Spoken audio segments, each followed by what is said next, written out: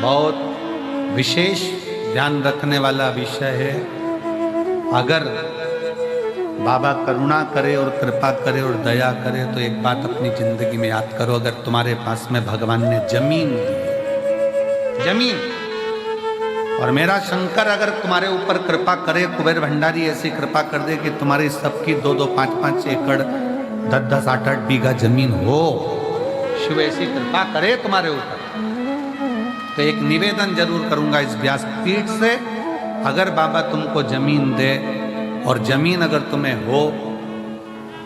गेहूं तुम खाओ, चना तुम खाओ, और जो गेहूं की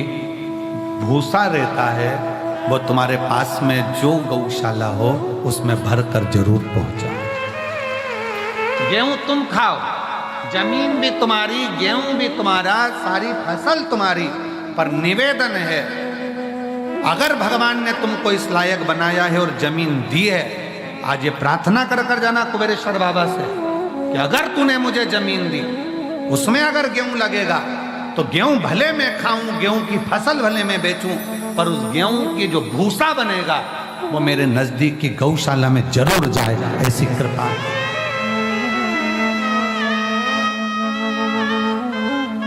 आज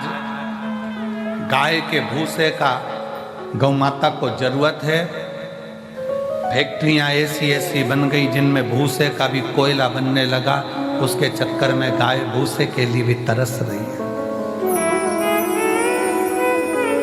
विठलेश सेवा समिति पिछले कई वर्ष से एक नियम लेकर चलती है कि गाय का भूसा जब ज़्यादा हम लोग प्रयास करते हैं कि इकट्ठा कर लें, और कोई नज़दीक की गौशाला में भी जब भूसे की ज़रूरत होती है, जो आप लोग सहयोग करते हो, 1-1 रुपया देते हो, तो नज़दीक में कहीं पर भी कहीं से सूचना आती है तो उस गौशाला में भी भूसा सीहोर की गौशाला से चले जाता है कि वहाँ गाय भूखी ना रहे, वहाँ गौ माता भूखी ना रहे। पर कब तक? इसलिए मेरे बाबा से निवेदन है, जितने आयो, मेरा भोलेनाथ, मेरा कुबेर भंडारी, तुम सब अगले साल जब तुम यहाँ आओ रुद्राक्ष महोत्सव में, तो मेरा बाबा तुम सबको जमींदार बनाए, जमीन वाला बनाए, सबको जमींदार बनाए, सबको जमीन बाबा दे, कोई नहीं बचे जिसके पास जमीन और खूब दे,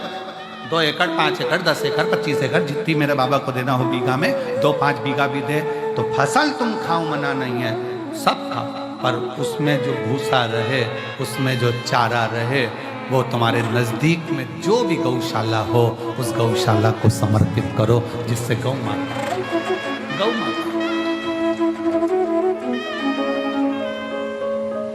आज का जमाना इतना विचित्र हो गया कि लोग उस भूसे को भी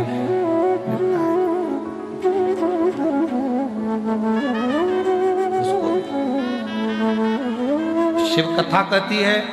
भगवान शंकर का पावन चरित्र कथा है, शिव महापुराण की कथा कहती है, सतयुग में 4 थन से गौ माता दूध देती है, और वो चारों थन से वो दूध जो प्राप्त होता है वो जीवन का सुख का आनंद प्राप्त होता है, चारों थन से।